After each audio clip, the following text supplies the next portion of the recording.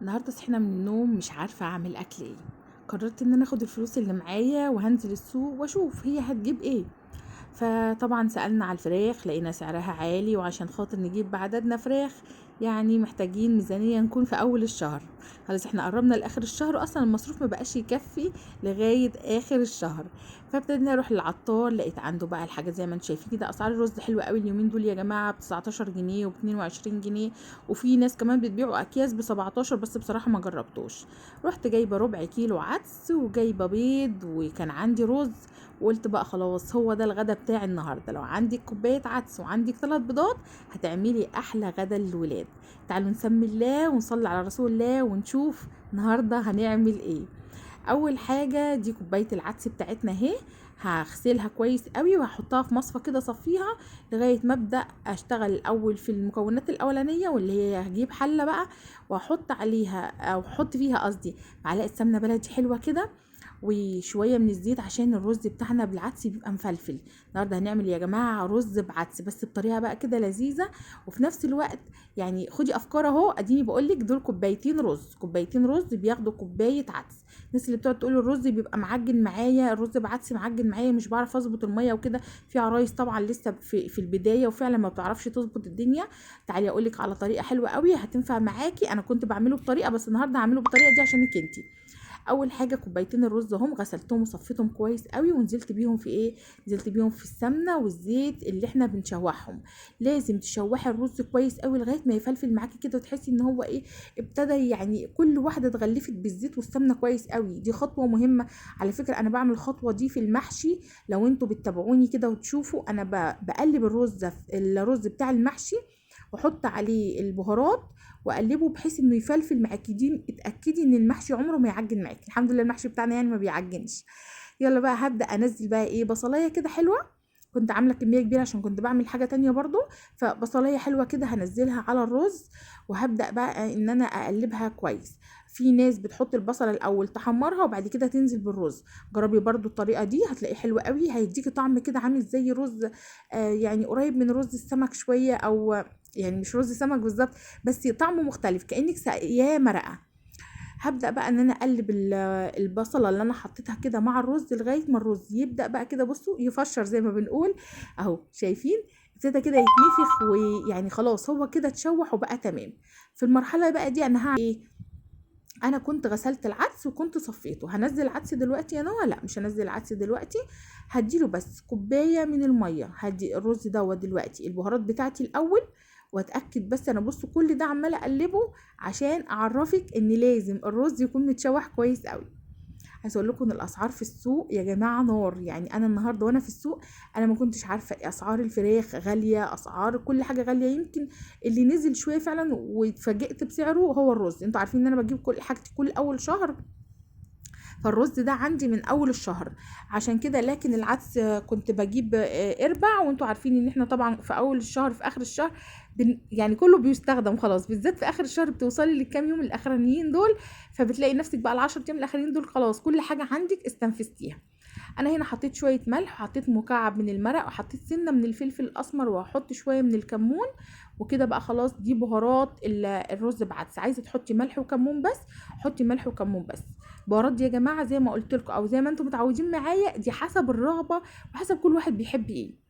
في ناس والله يعني الناس بتاعت زمان اهالينا زمان ما كانوش بيحطوا اكتر من الفلفل الاسمر والكمون والملح والشطه، هم دول البهارات بتاعتهم يعني كان اكلهم بيبقى زي العسل. سموا الله بس واذكروا الله وصلوا على رسول الله عليه افضل الصلاه والسلام، هتلاقي البركه جت في الاكل كده.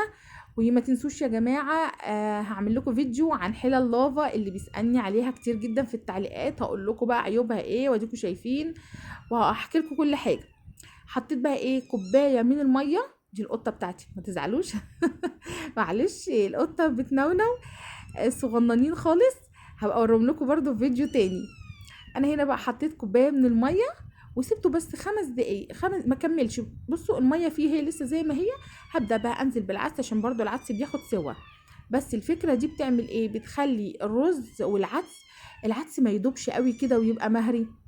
معلش يا جماعه اعذروني بسبب القطط، هما بيتخانقوا عشان عايزين ياكلوا من مامتهم وهي بايني مش راضيه تاكلهم يعني. فدلوقتي انا حطيت العدس وهقلبه مع الرز اهو.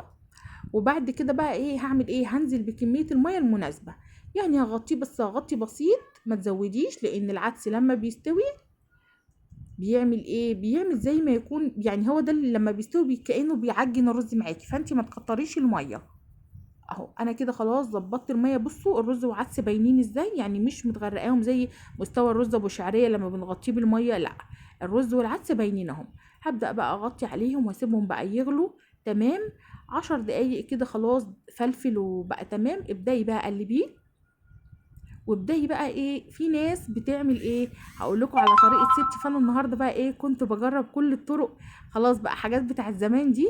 ففي ناس بقى، انا عموما كنت عملته معاكم قبل كده، ان احنا طبعا بنسلق البيض وكمان بنشوحه في او بندحرجه كده في شويه معلقه سمنه بلدي.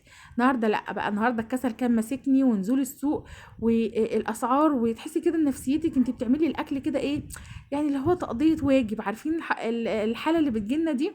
بس عايزه اقول لكم ان الخطوه دي حلوه قوي قوي قوي، بتدي الرز طعم حلو قوي. وكل الناس بتاعت زمان وما زال في ناس لغايه دلوقتي بتعملها كده.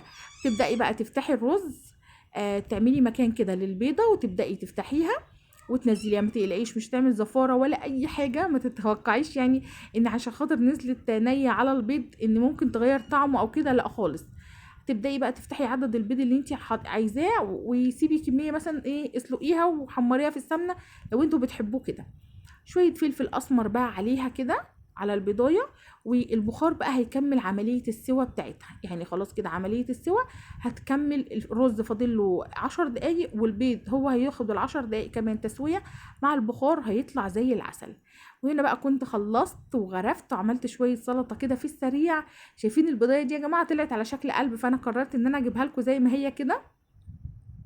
وشايفين الرز بعدس مفلفل ازاي، والرزايه مفلفله والعدسايه باينه ومش مهريين كده ببعض او معجنين مع بعض، لا خالص. انا بحاول بس اوريكم، انا عارفه ان الاضاءه عندي وحشه قوي، استحملوني، انا هحاول اظبط الشهر ده باذن الله الاضاءه. بس اهم حاجه بس اعملوا لي دعم كده ولايك وتعليق حلو عشان القناه تترفع، وعشان خاطر الفيديوهات تقدر ان هي تتشاف، لان انا بجد بجد بتعب في الفيديوهات جدا. ولغايه دلوقتي انا بقالي اكتر من 3 سنين زي ما انتم عارفين، وفي نفس الوقت ما حققتش النجاح اللي انا يعني بحلم بيه، او اللي انا استاهله في خلال ال3 سنين دولت.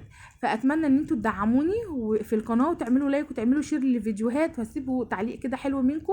شايفين الرز مفلفل ازاي، بوريهولكوا زي العسل، والبيض كمان حلو قوي قوي.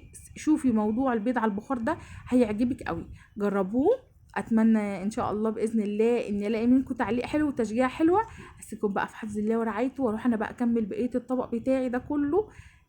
السلطه زي العسل كمان حلوه قوي قوي قوي. على فكره يا جماعه الخضره غاليه جدا، عايزه اقول لكم ان فعلا الخضره غاليه قوي، وفي نفس الوقت قليله جدا، يعني حزمه الخضره صغننه جدا جدا في الاسواق وصلت لغايه 5 جنيه. فاحنا بقى بنعمل ايه، بنوفر. فعملت بقى السلطه بدون خضره، فعملت بصل وجزر وطماطم وفلفل حامي وبس كده، وشويه ملح وكمون وفلفل. جربوها وان شاء الله هتعجبكم. اسيبكم في حفظ الله ورعايته يا رب، واشوفكم على خير في الفيديو الجديد، انتظروني ان شاء الله.